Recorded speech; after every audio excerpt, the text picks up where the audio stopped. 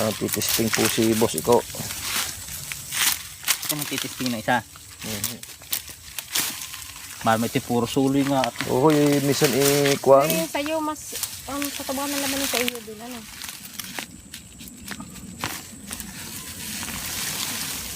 Natin nyo. Ito sa suloy. Pero ang liliit. Medyo maliit-liit nga po. Maliit. Segunda. Hindi yung premierang Hawaii pala. Hindi mo kami.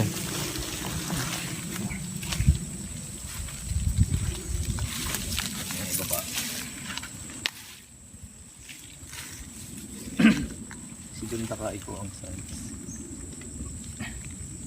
Hindi siya. Tsaka tinagbak pa. Hindi ito Hawaii. Tinagbak ito. Yan, daliray. Ay yung kabilang yun palibasa ibang binhe. Palasi nga. Ay yun Parang ay iba kung suloy na, parang ang tingin ko yung mas matataba ang laman. Yan po ang luya na binibisita natin. Tinagbak variety po ito. Yan po, maraming sanga. So ngayon nga po yung napapanahon ng luya dito sa Region 4. Kaya nga po ay marami na nag-harvest. May ilang kilo kaya binhin na ito? Ito daw ho ay 130 130. na tanim. Na lahat So, naman ay maliliit. Talaga pong pag sa dahon po ang pinagbasihin ay talagang magaganda po at walang tama ang luya. Walang pasik.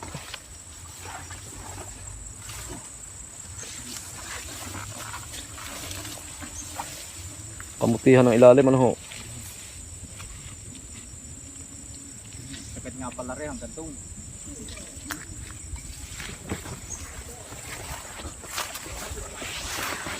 Salamat naman, ako lagi ang inyong tinatawagan. Oo naman. Tayo nang nag-umpisa. Inyog na yung papahaw. Ito naman siguro po kahit na ika nga hindi tunay na jumbo ang luya ipalagay ko rin. Yan naman ay may lalabas ding malaki. Oo. Kaya lamang kalimited yung size. At saka kumbaga kahit na kung medyo marami-rami rin na makukuha. Ay palagay ko may dalikat din ang laman yung kahit yung binhi yung Hindi rin parang Yun yung ibang kulay ng dahon noon, ibang pagkadahon noon. yun yung hindi nabunuhan. Pwede ka tumisting tayo na isa daan. Oo. pero ang problema. May street nga naman. Eh kita ko mas mabibintog na. Luya sa balay. Ito po ay kung tawagin ay balay. Kaya po luya sa balay. O dyan, bumunot ka na. Barangay Balay. Susubok din po tayo dito sa isang partida. Okay, Sa inyo kapatid yan? Malaki pa dito yung sa iyo. Inyat, iba at bilog. ito niya, oh. Yan ang Hawaii. Malaki. Ay kung ito yung nabunuhan. Yan ang Hawaii. Malaki Pakita tayo talaga. din sa amin. Yan. Oo. Inyat ibang iba. Oo nga. Kung ari nahasi ka ng kaunting Hindi pa abuno. binhi mo. Ang wala pa. Wala. Pugi nga naman ako. May sadyahong maganda. Ayan.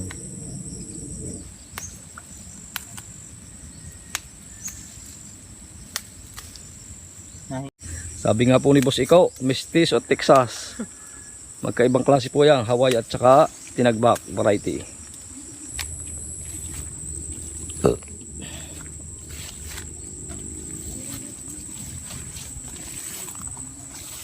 Pinta na, pero ito yung usapan hanggat hindi na-harvest yung halaman ay Nabinta na ang lupa. pinta na ito. Again ha. Pero wala namang problema. Ito yung usapan hanggat nandiyan yung halaman ay kanya pa. Pwede pang iantay. Yun ang usapan dyan.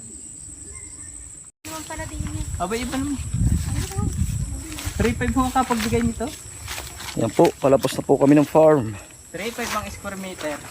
Grabe, ang lupa dito, napakamahal. Ito po ang 3,500 per square meters.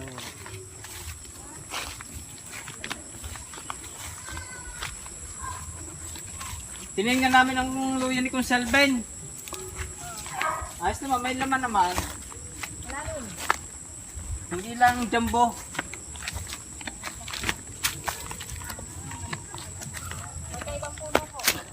Ariho ito sa akin kapatid ibang pinhe, eh yan yung walang apuno eh, kita dito sa pala mas matataba. Wala kang apuno yan.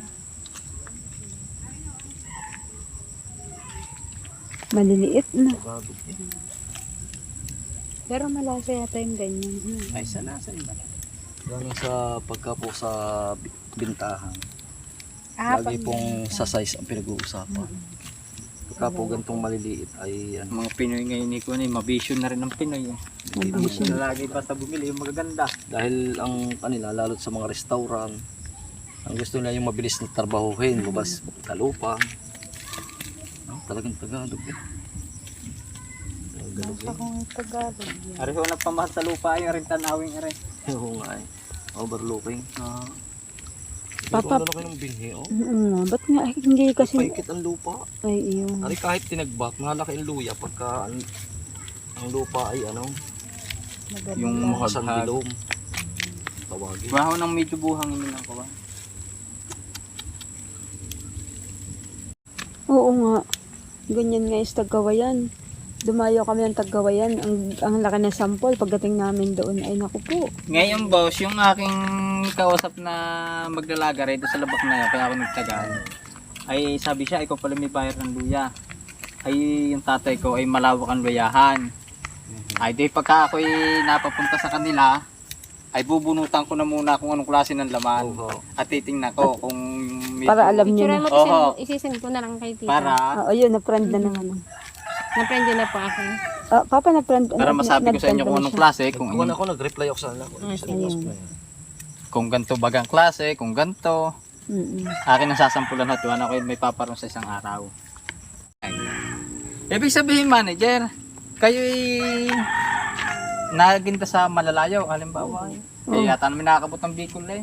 Ay hindi pa ako sa Bicol nakaka-ikaw so. Quezon lang kami. Yan sa Quezon galing eh. Aray, baka aray.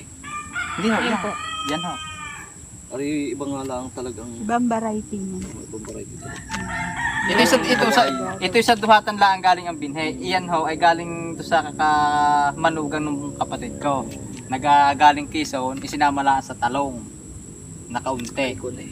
Sa tawag parang may Yan ang mga anong luya ngayon, yung ganyan kalalaki.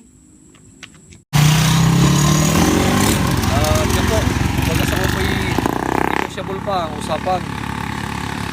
Ika nga po'y hindi pa malinaw at tatanong pa nga po doon sa bossing ni kuya ito. So tatawag na lang po siya kung doon sa iniwanan kong presyo ay papayag yung may-ari. At kung pumayag po ay maaaring magkabilihan kami. So abangan na lang po natin ang pag-harvest natin dito sa luya sa Balay. Balay. Balay hala. Ano ba mga tatatlo? Ari siya. Oo. Si Cosme. We just got to keep it rolling. There's no time to be wasting. I'd just rather move it along. Couple feet but in different waters. I need space more than orders. I'd just rather move it along. I know how you're feeling, 'cause sometimes I'd be tight. Not tonight. You're gonna hear me